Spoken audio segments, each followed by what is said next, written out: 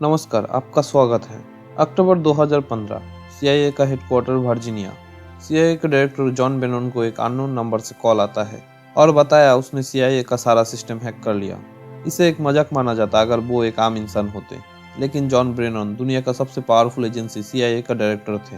उनको फोन करना तो दूर की बात, उनका पर्सनल फोन नंबर जानना भी एक चैलेंज था। ये कहानी है दो बच्चों की जिन्होंने सीआईए का सभी सिस्टम हैक करके अमेरिका जैसे पावरफुल एजेंसी को हिला कर रख दिया। ये दो बच्चे कौन थे जानेंगे इस वीडियो में, तो चलिए शुरू करते हैं। जॉन ब्रेनन को फोन आने से पहले ही सीआईए को पता चल गया उनकी सभी सिस्टम हैक हो चुका है। जब उनसे उनकी डिमांड पूछा गया तब वो बताते हैं अमेरिका मिडिल ईस्ट फिलिस्तीन में हमला बंद करे और पूरी दुनिया को शांति से रहने दे। कॉल काटते ही पूरा अमेरिकन गवर्नमेंट और सीआईए का टीम टेंशन में आ गई थी। सीआईए उस वक्त की सबसे बड़ी इंटेलिजेंस एजेंसी था। उनके लिए बहुत ही शर्म की बात थी। आपको शायद पता नहीं, अगर कोई भी सीआईए एजेंट की आइडेंटिटी किसी को पता चले तो यही उनके लिए बहुत बड़ी बात थी। सीआईए हेडक्वार्टर के अंदर स्टारबक्स की एक ब्रांच है। वहाँ ऑफिसर को जिन कप में कॉफी दिया जाता है उनमें कोई भी लोगो नहीं होता और ना ही किसी भी एजेंट के उसमें नाम लिखा होता है। सीआईए अपनी छोटी छोटी हर एक बात पे इतना सिक्योरिटी रखता है, तो उनका सिस्टम हैक होना कितनी बड़ी बात है।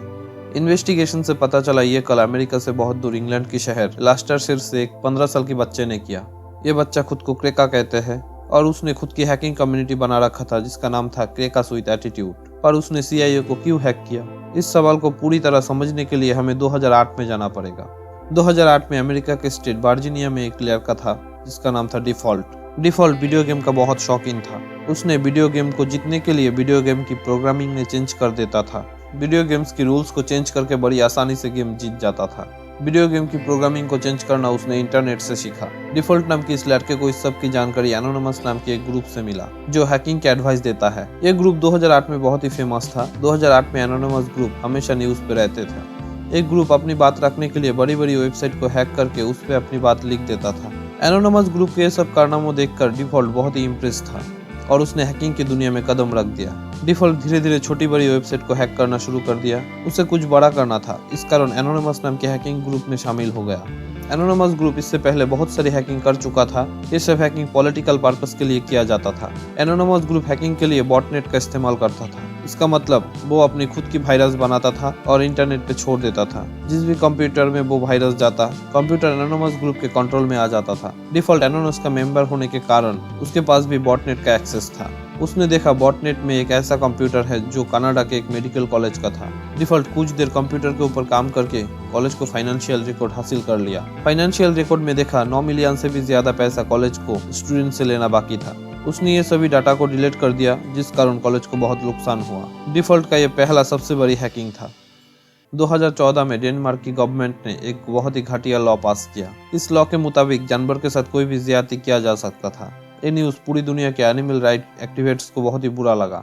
डिफॉल्ट के पास भी एक डॉग था जिसे वो बहुत पसंद करता था, जिस कारण डिफॉल्ट गुस्से में आकर अपने हैकिंग ग्रुप के साथ मिलकर डेनमार्क के ऑफिशियल वेबसाइट हैक कर लिया और वेबसाइट में लिख दिया, क्या आपको पता है आपकी सरकार जानवर के साथ जुल्म करने की इजाजत देता है। डिफॉल्ट ने बॉटनेट का इस्तेमाल करके इस लॉ की जितनी भी वेबसाइट बनाया गया था उस सभी वेबसाइट को बंद कर दिया। डेनमार्क की ऑफिशियल वेबसाइट हैक होने के ये बात पूरी दुनिया में फैल गई और डेनमार्क की बदनामी होने लगी। डेनमार्क की सरकार प्रेशर में आकर अगले साल इस लॉ को हटा दिया। Edward Joseph Snowden national security agency में कंप्यूटर इंटेलिजेंस कंसल्टेंट काम करता था। अमेरिकन प्रोजेक्ट में काम करने के वक्त उसे पता चला सीआईए हर एक इंटरनेट यूजर का डाटा और उसकी प्राइवेट इंफॉर्मेशन अपने पास स्टोर करके रखता है और ये इंफॉर्मेशन को अपने मतलब के लिए इस्तेमाल करते हैं। कोई भी यूजर को इस बात का पता नहीं है। एडवर्ड को ये बात पसंद नहीं आई और सीआईए के इस राज से पर्दा उठाना चाहता था, लेकिन उन्हें ये भी डर था अमेरिका में रहते हुए ये पॉसिबल नहीं है। पता चलते ही उसे मार दिया जाएगा या जेल भेज दिया जाएगा। इस कारण उसने छुट्टी लिया और हांगकांग जाकर उसने सीआईए के इस राज को दुनिया के सामने खोल दिया। ये खबर पता चलते ही पूरी दुनिया में तहलका मच गया। लोग सीआईए के खिलाफ बहुत गुस्सा हो गया क्योंकि उनकी पर्सनल इंफॉर्मेशन उनकी इजाजत के बगैर इस्तेमाल किया जा रहा है और उनकी हर एक हरकत पे नजर रखा जा रहा है। इस बात के कारण डिफॉल्ट और क्रेका के बीच कॉन्ट्रैक्ट हुआ। दोनों ने मिलकर अमेरिकन गवर्नमेंट और सीआईए को सबक सिखाने का फैसला लिया। वो अमेरिकन गवर्नमेंट को एहसास दिलाना चाहते थे जब पर्सनल इंफॉर्मेशन लीक हो जाता है तो कैसा लगता है। दोनों हैकर्स का मकसद एक ही था।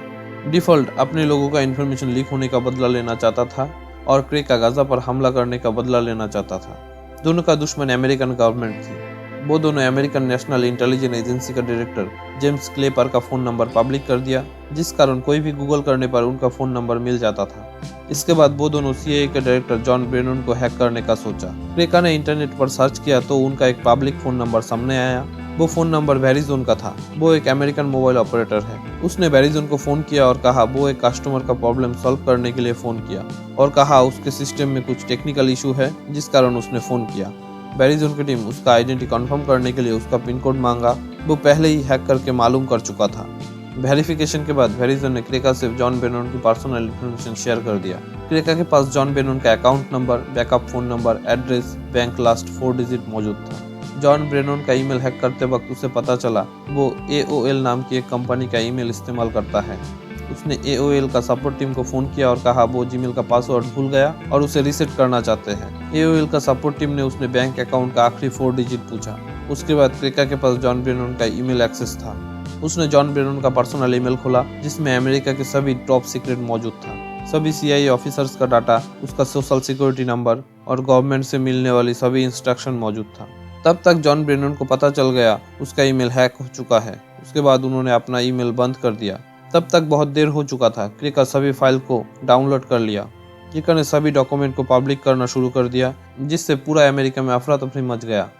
पूरा दुनिया में CIA का बदनामी हो रही थी और CIA के लिए हैकर्स को पकड़ना बहुत ही ज़रूरी था। जॉन ब्रेनन को फ़ोन करने के कुछ दिन बाद क्रेका ने डिपार्टमेंट ऑफ जस्टिस का 9000 और FBI के 2000 एजेंट की पर्सनल इन्फॉर्मेशन सोशल मीडिया पर शेयर कर दिया। इसके बाद क्रेका आराम से जी रहा था और समझ रहा था उसको पकड़ना नामुमकिन है, लेकिन डिफ़ॉल्ट और परेशान रहने लगा। उसे डर था अगर वो पकड़ा गया तो उसके साथ क्या होगा। शायद वो दोनों कभी पकड़े नहीं जाते अगर डिफ़ॉल्ट नशे में अपने दोस्त को ना बताता कि वो CIA के ऑफिशियल वेबसाइट को हैक किया। कुछ दिन बाद FBI डिफ़ॉल्ट के कमरे में छापा मारा और उसे पकड़ लिया। इन्वेस्टिगेशन से क्रेका का नाम भी सामने आया और उसे ब्रिटिश पुलिस की मदद से पकड़ लिया। क्रेका का असल नाम था क्रेन गैम्बल और डिफ़ॉल्ट का असल नाम था जस्टिन ग्रे लिवरमैन। आपको अगर मेरी ये जानकारी अच्छी लगी तो वीडियो को लाइक कीजिए, शेयर कीजिए अपने दोस्तों के साथ और मेरे चैनल को सब्सक्राइब कीजिए ऐसे ही और नए वीडियो के लिए। धन्यवाद।